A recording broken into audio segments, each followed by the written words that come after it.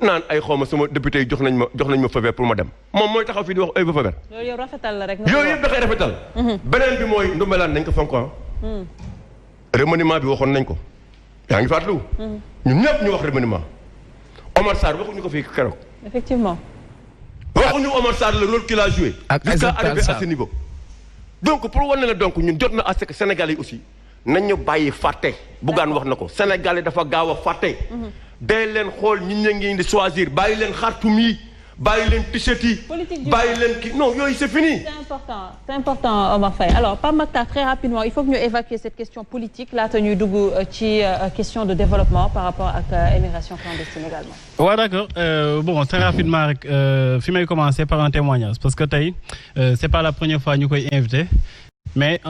xam nga parfois nit ñi dañuy def attention ci discours bi te duñu def attention ci parcours bi tey da ngay dégg ñu ni par exemple dafa diloon ak Idriss Seck pour bu paree mu jox ko dara mais je crois que c'était beaucoup plus facile mu dil directement ak Macky Sall mi nga xamante ni moo gënoon voilà moo gënoon am ay lu mu tudd moo gënoon jege pouvoir bi que Idriss Seck. nga baal ma sax dama lay dog rek yàlla bu la suñu borom dog bi ñuy waxtaan.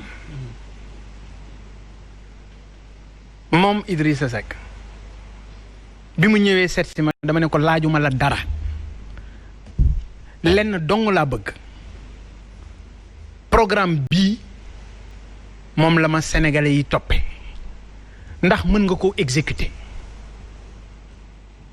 mu jël programme bi yóbbu ko def ñaari fan dellu siwaat seet ma ne ma danaa ko exécuter ma ne ko nag dafa am lenn dong loo xam ne dama la koy ñaan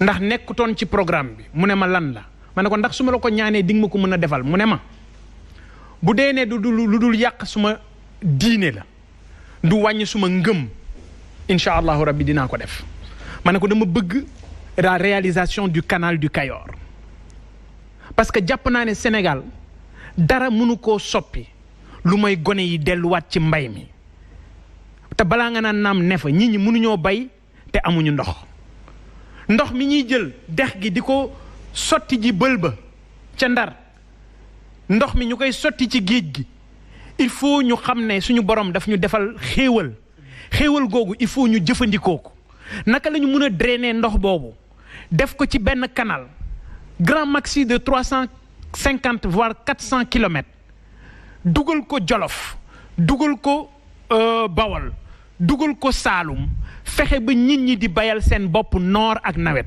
bu ñu ko defee jeunes yi dootuñu taxaw ci feu rouge Ndakaaru yi yor marchandise bu matul 3000 francs di ambulant moom Idrissa Seck mu ne ma incha allahu rabbi loolu may naa la ko kon il faut ñu d'accord c'est juste pour te rejoindre que man Bougane dara intéressé wu wutuma poste wutuma lenn li ma soxal rek mooy naka lañ mun a def ba suñu rakk yi xëy na man rëcc na waaye nan laa mun a def ba suma rakk yi nekk suma ginnaaw suma doom yi nga xam ne ñu ngi suma ginnaaw naka lañ mun a def ba kenn ku nekk mun a gis yoonu boppam ngir mun a demal boppam Pape Makhtar loolu laa ci doon yokk rek. voilà lu ma si yokkaat rek mooy xam nga aussi nit ñi parfois dañuy nekk ci ay détails da ngay gis ku mel ni Bougane bu waxee ñun il est arrogant dafa suffisant imbu de sa personne alors que gis nga nit ki da nga koy reconnaître lu baax lu mu jot a def tey bu demee ba Pape Makhtar di wax ci télé c'est grâce à Bougane ba muy lire sama livre xamantewuñu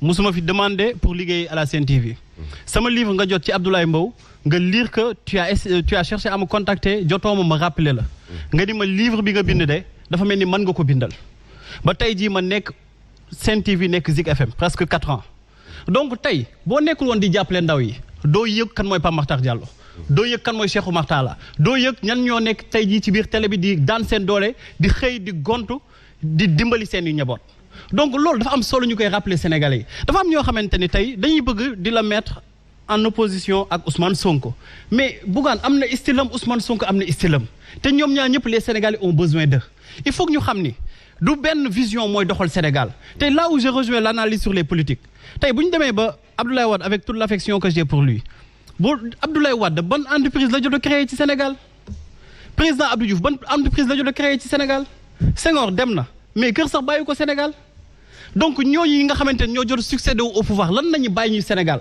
bu ñu ñëwee wéy am na benn environnement boo xamante ni moo tax ba Bougane ba Pape Makhtar ba Omar Faye ba keneen ak keneen mën a màgg ba mën a am benn mbir ba entreprendre ba réussir mais d'accord bu ñu fàtte ni à l'heure actuelle nit ñi ngi dee ci ay charrette parce que dañu leen war a transporter yóbbu leen kan moo ñu teg loolu ku du homme politique yi bu ñu demee ba ñuy naan on a que 18 000 médecins au Sénégal on n'a pas un plateau relevé. Ah non, vous n'avez pas 18 000 médecins. Vous en avez 1600. 1800 le au total damaa jum maintenant 18 000 1800 médecins au Sénégal am 3835 policiers nit ñi di dee ndax agression donc lii ñu am ci Sénégal di ay gabu enseignants yi ñu ngi jàll ci ay 60 000. Ah non, vous êtes 34 000 enseignants. Un gap de 34 000 enseignants. xam nga yooyu noonu bu ñu ko amee tey ci ay problèmes je pense que ni bu ñu koy dund c'est parce que les hommes politiques n'ont pas joué leur rôle. Absolument. Et ils se sont succédés au pouvoir. Absolument. Et au même moment mais ñoom seen patrimoine dafa jógee ci 0 dem ba 1000 donc dama gëm ni alternative bu crédible dafay doon alternative bu citoyenne. mën nga nekk parti politique. mais nga bañ doxal comme doxini parti politique yi. mën nga nekk ci parti politique. mais am vision mouvement citoyen. citoyenneté boobu noonu ngay wax tey moom lañu soxla il faut une citoyenneté active. une nouvelle conscience boo xamante ne day mën a ràññee nit ki ba bu ñu ñëwee teg Bougane ci kanam dinañ ko déglu xool ndegam kii li muy proposé est-ce que dina mën a jógal Sénégal yóbbu ko fenn. parce que man loolu moo war a nekk débat bi mais malheureusement.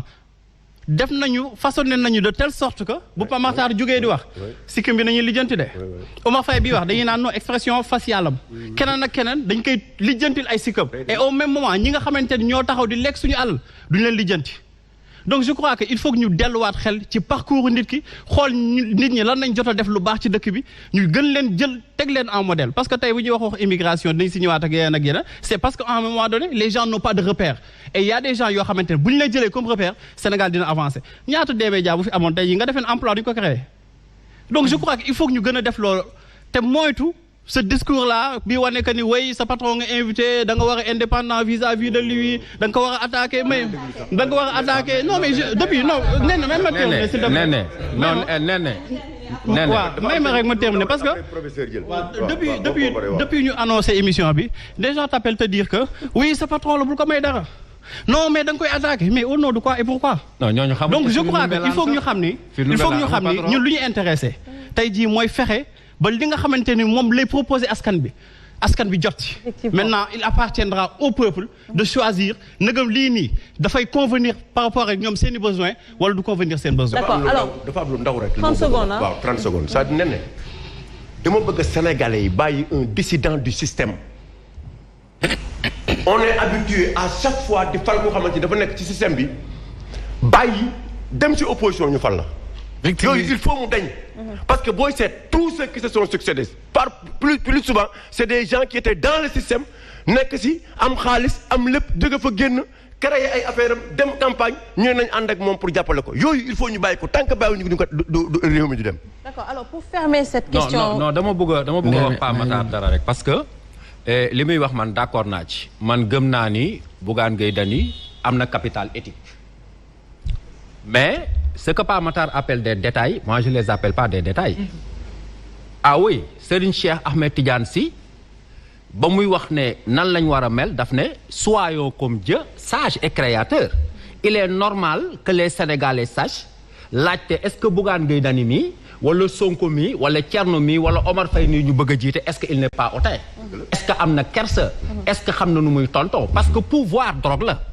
boo tegee nit ci télé mu war laa jiite commencé di la gëdd te nekkagul président de la république kooku benn juin yàmbaalu tux su nekkee président de la république keesu yàmbaalu tux du la gëdd da lay rey. Moi je ne conçois pas que ça soit des détails les Sénégalais doivent continuer à s'interroger sur le capital éthique de Bougane Gueye Dany et de tous ceux qui veulent diriger ce pays parce que il faut de la science. Absolument. Mais il faut aussi de la sagesse pour diriger un pays. man jàppee wu ma ko détail. Excusez-moi alors il faudrait que si ay affaire de éthique man je suis d'accord pour que ñu xool éthique gu nit ki xool parcours am parce que amul étude am parcours. mais li may bañ mooy ñuy résumer nit ki si ay caricatures yoo xamante ni ça n'existe que dans la tête. Là on est d'accord parce que dañuy xool nit ki man ni may waxee am na ñoo xamante ne damaa tàng xool. que man je suis quelqu'un koo xamante ni tout le temps dama aigri damay mer dama mécontent. donc je dis que tout simplement dañuy dem ba dañu façonner de telle sorte que. ku ñëwul taxaw di naan waaw comme waa ji rek Idriss Seck nu mu koy waxee sénégalais yi di reetaan bu hypocrite ngeen baal ma ci kàddu gi dañ lay naan kii nii des versets coraniques. mais merci beaucoup nga ciy boole ay versets coraniques dañ lay naan kii nii moom nit ku baax la nit ku jubbu la mais koo xamante ni dafay wax li muy wax feeñ si xol bi feeñ si kanam gi. dañuy naan kii moom c'est quelqu'un koo xamante ne mécontent la ak yooyu noonu. alors Bougane pour ñu jàll ci beneen point parce que c'est important il faut également que ñu wax waxu